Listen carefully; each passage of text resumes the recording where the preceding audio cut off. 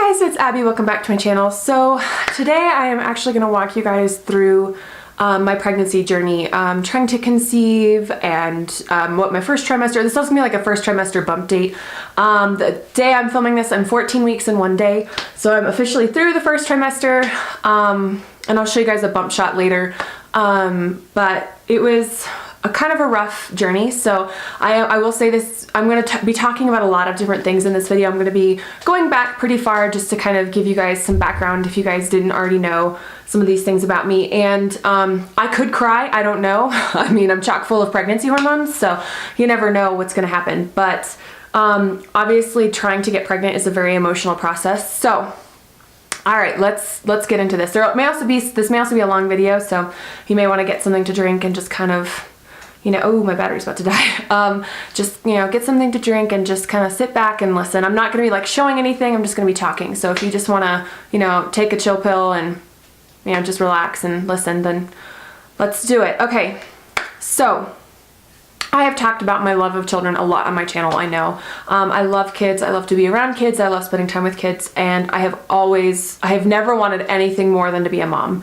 And so it was a discussion my husband and I had basically one time. We were like, okay, so we're gonna have kids, right? And yeah, we've talked a lot about like the number of kids we'd have and how far apart we'd space them, but not actually having children. Like that was something that we talked about before we got married, and it was never even a question if we would or wouldn't have children. So we've been married for over 6 years now, and I wanted to be married for a year before we had a baby. I honestly never planned on finishing college. I kind of figured I went to school because two things. I really had nothing better to do, and it was kind of expected in my family that you go to college. And so I went because I really was like, well, I mean, I had scholarships, so it wasn't costing me, you know, I didn't have to pay a lot of, we were actually very fortunate we didn't have to pay anything to go to school. And so I was just like, all right, I'll go, why not? I mean, whatever. But I assumed that I would get pregnant and then just be done with school and would never finish, which obviously didn't happen. So then right at the end of the summer before I started my senior year, so probably starting in like July of 2015, I started panicking. I was like, oh my gosh, I can't get pregnant now. I can't get pregnant now. I can't get pregnant now. Because if I get pregnant now, I won't be able to finish school. And I've come so far, I need to be able to finish school. Well, towards like around October or so, I was like, all right, we're good. Because even if I get pregnant now, the baby won't be born until after we've graduated. So obviously that didn't happen either. So after we graduated, I was like, okay, like we've done this, we've finished school, like let's do this, let's get on this. And Ben was like, no, we really need to wait. You know, I haven't even started grad school yet. We need to take some time to kind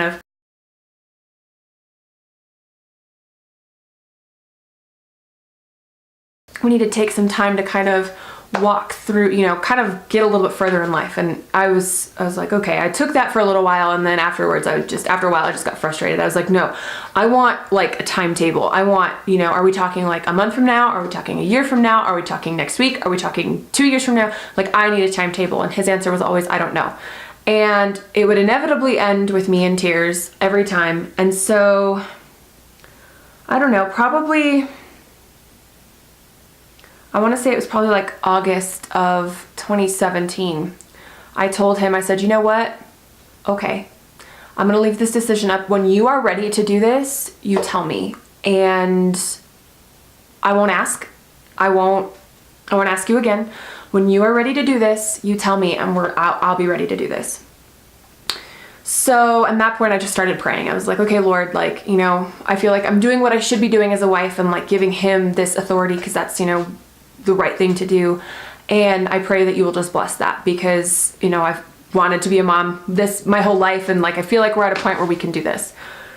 So that was in August, and then in December of that year I started having some weird symptomology. I started having spotting in between my periods, and that was very abnormal for me, exceedingly abnormal in the sense that it had never happened before. And so I kind of was like, oh, okay, that's weird. You know, sometimes your body does that, you know, whatever. And I didn't really think anything of it. And then it happened again.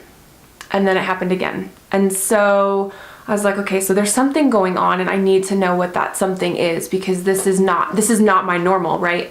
And so I called my doctor. My primary care handled all of my gynecological care before this. And I was like, I'm okay with this being normal as long as this is my new normal. I just want to make sure that this is going to be my new normal and that there's not something wrong. And so she did a couple of tests and she said the results didn't come back quite right. You need to go to a specialist now. So I went to an actual gynecologist, which actually ended up seeing a PA. Not that I have any issues with seeing a PA, but this particular PA I don't really like. But anyway, whatever. Doesn't really matter. So that was in March of 2018. And on April 6th of 2018, Ben came home and said, okay, I'm ready, let's do this. And I was so excited, but then I was like, why couldn't you have wanted to do this like 6 months ago when everything was fine, like when everything was okay? Because I hadn't seen the specialist yet. And so I was just like, why couldn't you want to do this before? But I was excited and I just said, okay, but let's wait until we figured out what's going on with me first. Like, I don't want to, be trying to get pregnant and find out that there's some issue that's, going to harm a baby or whatever. And he was like, okay, that's fine. So we went in to see the PA and everything, maybe she's an NP. She might be an NP. I don't remember if she's a PA or an NP. I don't really think it matters. Anyway, so she was like, well, there's not really much we can do, and this is what this means, and blah, blah, blah, blah, blah. I'm not going to get into details, but I basically was like, no, you need to do the test because it's going to make me feel better. And so she did the test and it came back normal, so everything was okay. Okay. So at that point I was like, all right, okay, if everything's good with me, then we can start doing this, right? We can start actually like this whole process. So we tried for a couple months, just like trying to track my cycle. My cycle has been very irregular. It's always been very irregular. My cycles could be anywhere from 3 weeks to almost 3 months apart. It's very difficult to track. It's very hard to determine when things are going to happen. But we were like I have an app and I had been pretty regular for a while. And so we were like, okay, maybe, we can do this. So, but then the weird spotting continued and I was like, okay, I'm gonna give this 3 more months, and if it's still happening in 3 months, I'm gonna call back because there's something wrong. So this is not related, but something I did learn that's really important is that if you think there's something wrong with your health, you need to advocate for yourself, because they're not always going to listen to you, and they're going to be like, no, our professional opinion, we know, like in our professional opinion, you're okay. But you know your body, and so you can say, no, listen, there is something wrong and this needs to get rectified because something is wrong. But anyway, so at that point, been trying for a couple months, and I was getting really frustrated because my mom got pregnant like that. My mom had, before my brother, she got pregnant, had a miscarriage, and got pregnant with my brother in a 3-month time span. So I thought, I'll be like my mom, I'll get pregnant really, really easily. No, was not the case. But anyway, which obviously I'm going to get into.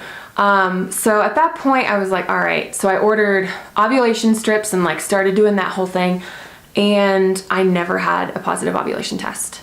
And 3 months later, my spotting was still there. So I called the medical office and I'm like, listen, I came in and I think because of an opinion that the PA had, something got missed, and I want to come back in and be seen again because there's something wrong with me and I want to know what it is.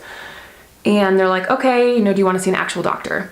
So I'd also like to point out that this woman would be my 3rd gynecologist, and I hadn't liked the previous 2.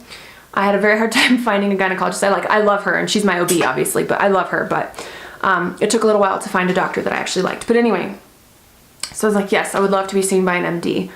And so I went into her office and I just kind of explained, I was like, listen, I had this symptom, and I think because of an opinion that the PA had, something got missed. I'm like, my husband and I have been trying since April. This was September at this point. I was like, my husband and I have been trying since April, and I haven't had a positive ovulation test this whole time. I'm like, we want to have a baby. We've been trying to have a baby and I haven't been able to get pregnant. And so she was like, okay. So normally we treat people, because I also said, my periods are super irregular and they're super terrible. I actually asked for muscle relaxants at that appointment because my cramps the night before, I said I literally had the worst cramps of my life last night. And she was like, all right. So she prescribed that. And then she was like, well, now we need to do blood work. So then I had blood work on like day 2 of my cycle, which it worked out that the day that I saw her was day 2 of my cycle, and then day 25 or 27 or something. I don't remember what the day was, but it doesn't really matter. And to check my hormone levels, because that's what I wanted, is I wanted a hormone study. I was like, that's the next step, and that's what I really want to happen. And so they did my blood work, and I got a call, and they said, you need to come back. And I said, okay, why? And she's like, the nurse was like, well, your blood work showed some pretty abnormal stuff, nothing to panic about, but you should come back. I was like, okay. So we scheduled a follow-up, and I come in, and my doctor was like, okay. She's like, I'm just gonna be frank, and I'd already kind of figured this out because they send me my lab results and I can like read them before. So I actually often have seen my lab results before my doctor has seen my lab results, which might not necessarily be a good thing, but anyway. And she was like, your progesterone level is literally lower than a woman who's gone through menopause. I was like, well, there's the problem. That's why I'm not getting pregnant, because I have no progesterone. And so she was like, normally people of your age, I'm 24, so that just to give you, I'm not, I'm definitely on the younger side. And she was like, we don't normally define people of your age group with infertility. We don't diagnose them rather with infertility until they've been trying for over a year. She was like, however, given this, you're not going to be able to get pregnant without help. Because what happens is, I've mentioned I have a pretty high stress job. I've mentioned that before. And my stress level at my job was so high that so cortisol, which is the stress hormone, actually both breaks down and it breaks down progesterone and it inhibits progesterone production. So because I had so much cortisol in my system, my progesterone level couldn't come up at all. And my body was not able to create enough progesterone because of my stress level. And so she was like, all right, so here's what we're gonna do. I'm gonna prescribe you 2 rounds of Clomid. Clomid is a fertility drug that forces your body to ovulate, basically. And I was like, okay. And so she was like, they gave me a bunch of instructions. They're like, take it these days of your cycle, start testing this day. When it's positive, do your thing, all that stuff. So I got the first round, but you have to wait until day 5. So I was like waiting for my period and waiting for my period and waiting for my period, and it didn't come. And then it finally came. So I'm taking the drug over Thanksgiving. And if you guys haven't taken Clomid, it's not fun. It made me very, very nauseous and just generally feeling blah, made me swell. It made me super cold, which is a pretty normal like period symptom for me, but it was miserable, guys. Clomid is not fun. So I was on Clomid over Thanksgiving and Christmas. So like both of my holidays last year weren't that fun. But anyway, so I took the first round and I never had a positive ovulation test. And I was like, great. So I went to ask for a request a refill, which I can do online, but it had been so long since she had prescribed it that my prescription had lapsed. So I had to call the office back and say, hey, can you call in my prescription again for the Clomid? I need 1 more round. It took too long for my last cycle to come, so I couldn't take it. And the nurse was like, okay. Oh, I think I forgot to say that she was like, I'll give you 2 rounds of Clomid, but if that doesn't work, then you and your husband are going to have to go to a fertility clinic and get it and go through the tests that they want to do so we can figure out what's going on. So we need to see if there's something bigger. Because at this point I'd had an ultrasound of everything and I'd had lots of blood work and so she was like, we need to do more diagnostics if this doesn't work. So the nurse calls me back and says, yeah, we'll refill it. But remember, if this doesn't work, you have to go to a fertility specialist. I was like, yeah, thanks. I totally didn't need that reminder. But anyway, but the first dose obviously didn't work. So I started the second dose on Christmas Eve. So I felt awful all through Christmas. And at that point, so up to December, we hadn't told anyone that we'd been trying. So that's 8 months of trying and we hadn't told anyone. And I got to the point where I was like, I need the support. And I told our moms because I was like, I'm gonna need help. Some of the tests that they want to do are very invasive. And I'm like, I'm gonna need help because I'm not gonna be able to drive home from these medical tests. I'm like, I won't be able to drive. And at that point I was like, I need prayer warriors in my corner. I need emotional support because every pregnancy announcement for every friend, it was just like heartbreaking to me. And also, you guys, the video is gonna cut in like about 5 minutes and then I'll just restart immediately, but my clip is about to run out, just so you know. There's gonna be some clip cutting and editing just to make everything fit. I told you this would be a long video. So anyway, we hadn't told anyone that we were trying. And so at that point our parents knew, but that was it. So on Christmas, like my mom was like trying to help field, because I felt awful. She was trying to like kind of help field the questions from my relatives, because we weren't really ready to tell people. I feel like trying to have a baby, especially if you're struggling, but trying to have a baby anyway, is just an exceedingly personal thing. And you don't have to tell the world that, and that's okay. So anyway, so I took it, and I, again, did not have a positive ovulation test. So on January 14th, it was a rough day. This house actually had been taken off the market, and we didn't know why, and we were getting ready to put in an offer. And, another friend announced she was pregnant, and I was just like, God, I don't know what you're trying to teach me, but I can't do this anymore. I need you to tell me, because it's obviously not getting through my thick skull. And it was very difficult for me. I was angry at God, and I'm fully willing to admit that I was mad at God. I was like, we did everything right. We waited until we got married, and we made decisions, certain types of medical decisions that we felt were honoring to you. And we made those decisions because we felt they were honoring to you. And I'm like, what the heck? I know life isn't fair, but this is like really not cool.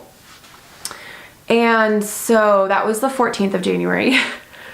On the 17th of January, Ben was still asleep because he'd been up. It was about, I don't know, probably about 10:30 in the morning. Ben was still asleep because he'd been up until about 5 working on his thesis. So he was still asleep in the bedroom. I was just sitting on my laptop watching some stuff on Netflix and doing like some planning or something. And then I was like, all right, I haven't taken an ovulation test in a while, because for a long time I was taking ovulation tests almost every day, because it was like, well, maybe I ovulate earlier in my cycle than most people. Maybe I ovulate later in my cycle than most people. Like, we need to figure out when this is happening, right? And so I was like, all right, I haven't taken one in a while, so I'm gonna go take one. And so just on a whim, I was like, what the heck? I'm gonna take a pregnancy test. So I had a few ovulation strips from one of the boxes of tests I had purchased. But then, because the box that I bought, I'll actually link them below. They're really cost effective, guys. It was like $15 for 20 pregnancy tests and 50 ovulation tests. So I'll link that down below. It was really effective, or really, really cost effective, I mean. And so, and I'm also not doubting the like quality of the tests. When I say I never had a positive ovulation test, I don't think that was the issue. So anyway, I do recommend them. But I still had a few ovulation tests from the box that I had, but I'd taken all the pregnancy tests. And so I opened a brand new box and I took out a pregnancy test. I was like, what the heck? I'm already here. I might as well do it. So I pee in the cup, and then I dip both the sticks in and count, and then take them both out and lay them out. And I look over at the ovulation strip, and I'm waiting for it to kind of, process.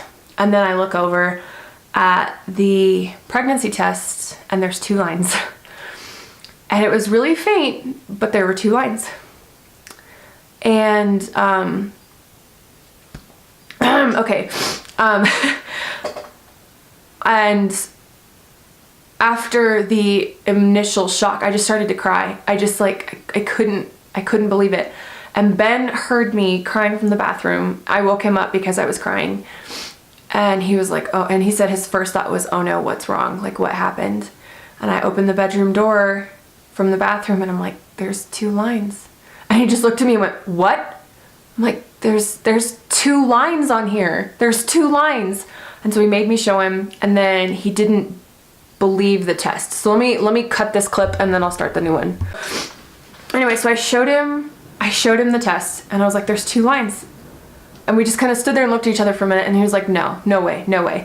And I was like, no, but look, there are 2 lines. But he was utterly convinced that it was a false positive, utterly convinced, because it was a brand new one out of a brand new box. And I'm like, Ben, false positives don't hardly ever happen. I'm like, it's like false negatives happen all the time. False positives are like never happen. And so, but anyway, he made me take another one, and of course it was positive. And then he took one because he was like, no, these are just throwing fake positives. The tests are bad. Well, obviously his test came back negative.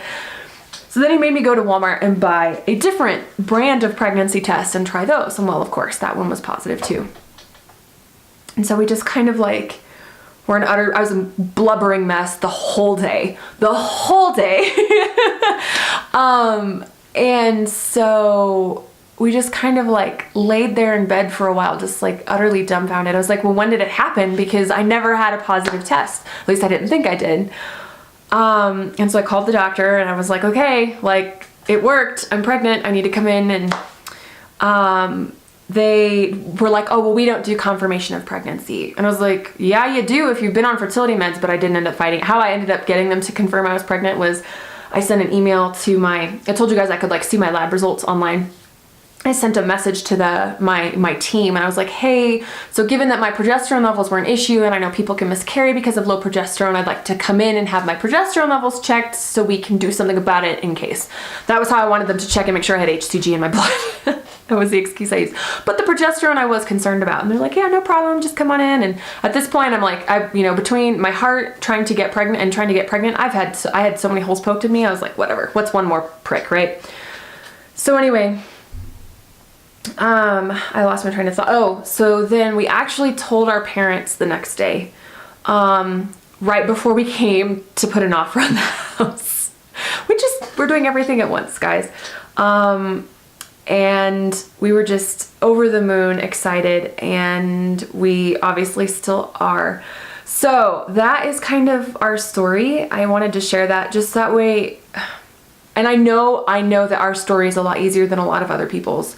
You know, I was on the lowest dose of Clomid and I managed to get pregnant. And when I got pregnant as a result, we didn't have to go to a fertility specialist. We didn't have to do in vitro. We didn't have to go through a battery of tests to see what was going on. And so I'm very thankful for that. But infertility is also something that I feel like is becoming less so, but is still a taboo subject that we need to talk about because it affects a lot of women, and I am one of them.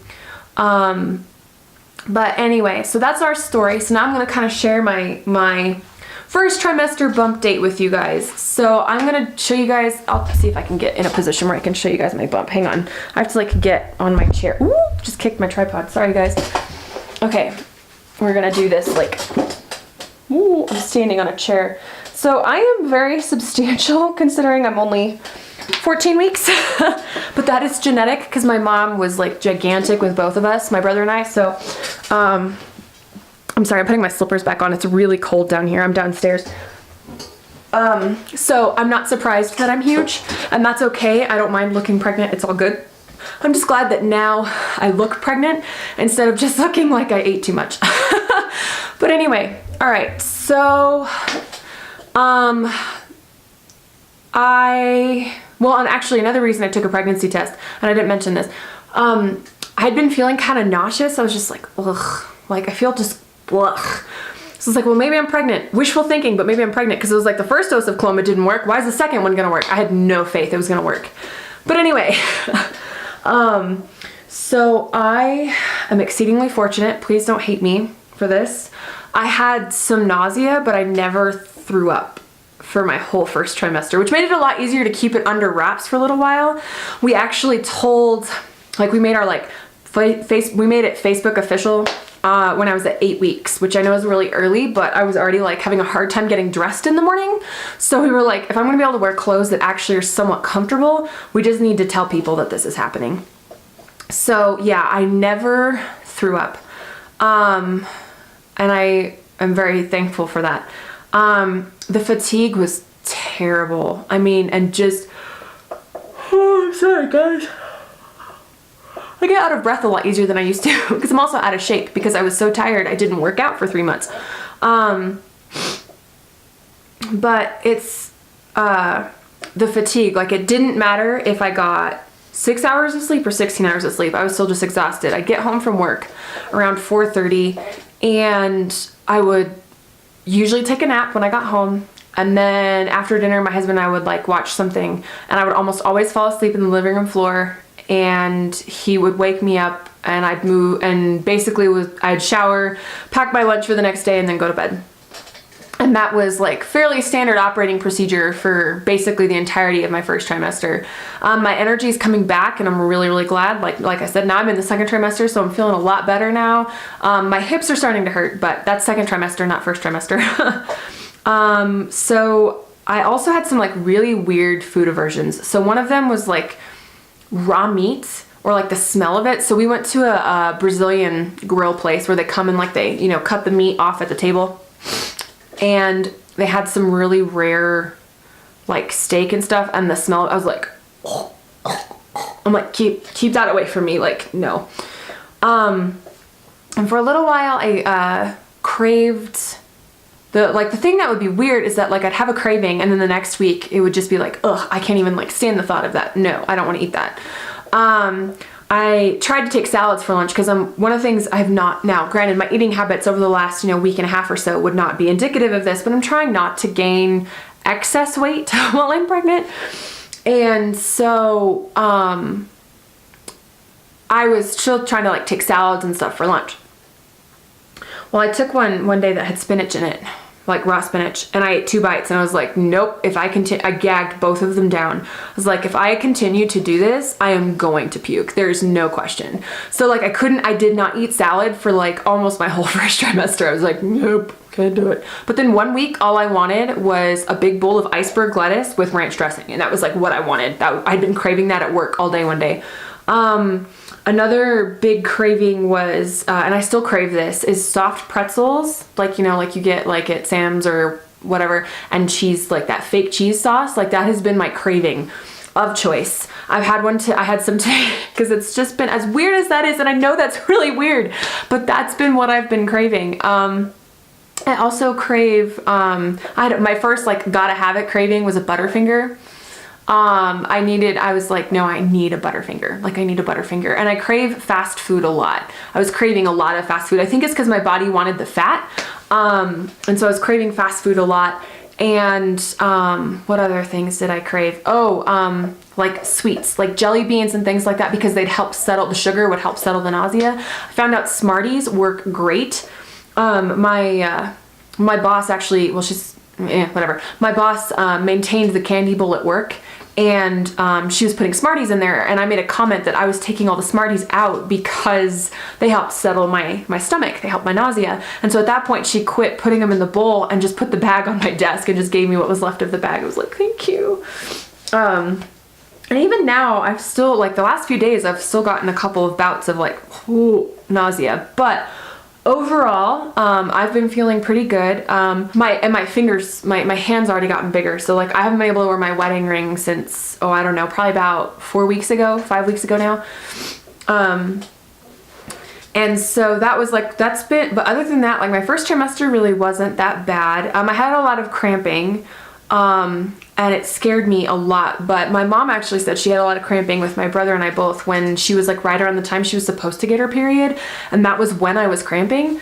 So that was like, but like for next time I'll know, like I won't be like freaked out if I start to cramp. So I was talking, sorry guys, if there was any like shift in the camera angle or anything like that, my battery died, so I had to replace it. I was talking about our dating ultrasound. And going into the ultrasound, I was actually like really scared because this is me. I'm a panicker. I'm a worrier. I borrow trouble all the time. And I was just like, well, what if they can't find anything? What if we don't see the heartbeat? You know, what if? Well, nope. There it was, a little heartbeat, just taken away. I bawled like a baby. And then, but nope, everything was fine and everything was measuring right. And then at 10 weeks, we had our next appointment, and another weird first trimester thing, and this isn't weird first trimester, this is pregnancy, I think, is I've had wacky dreams, and they're super vivid and they're super realistic, or not super realistic, but they're like super real feeling. And so anyway, so the night before I had the ultrasound, or we were going in for a 10-week appointment because I'd done a lot of reading because this is me. And they're like, oh, well, sometimes you can get the heartbeat at 10 weeks and sometimes you can't. So, you know, don't panic if they can't find the heartbeat. Well, I had the night before that appointment, I had a dream that I miscarried. And so I was going into that appointment and I was just completely and utterly terrified. I was like, what if they can't find it? Like, what if the baby died? Like, what if? Obviously, God knew I needed to hear the heartbeat because they found it, no problem. And then we had a genetic screening ultrasound at 12 weeks, and it was kind of incredible. I mean, obviously you know that this happens, like you know that the baby develops, but like having seen, you know, the first ultrasound, it was just like a little thing that you couldn't, like about this long, you know, like a little tiny, little, you know, thing that you can't really make out any detail. You can see the heart and you can kind of see like a head shape, but you can't really see any details because not everything's fully formed yet, right? And then at 12 weeks, it's like, oh, look, there's fingers and toes and ears and a nose. Like you can see everything. And that was just way cool. I didn't cry at that one. But it was really good to see the little one. We're pretty sure we know the gender, but we don't know for sure yet. So, but everything's looking good. I'm healthy. The doctor's happy with everything. They're probably going to start fussing at me to gain weight soon because I've only gained about 2.5 pounds, but that's okay. I'm trying not to gain a bunch of weight. I did have a lot of like breast tenderness. I was very, very sore, for quite a while. And I've had an increase in size, which I think is pretty normal, which is exceedingly normal. And yeah, I think that kind of sums up everything. But I did want to say something with like this whole getting pregnant thing. You know, I mentioned that I had been mad at God and I was asking him, okay, what are you trying to teach me? Because I obviously can't figure it out. And what he was trying to teach me was to trust in his timing because he knows better than I do. And that is definitely true. If we'd had a baby when we first started trying, it would have meant that Ben wouldn't have been done with his thesis by the time the baby was born. And that would have been like a huge stress. We would have been trying to move with a newborn or a young infant, and we didn't want to do that. And so what it was is God was teaching me to trust in his timing because he knows better than I do, and he most assuredly does. And so I wanted to put that in here as well because that's really important to me. And I think a very valuable lesson, like, you know, to let God be God and not try to be God and try not to tell God how to be God. I'm not good at that, guys. I'm really good at trying to tell God how I think he should do things. And, you know, it doesn't usually work that way, and that's because he knows better than we do. But, all right, well, that is my pregnancy story, my pregnancy updates, my first bump date. Showed you guys the bump.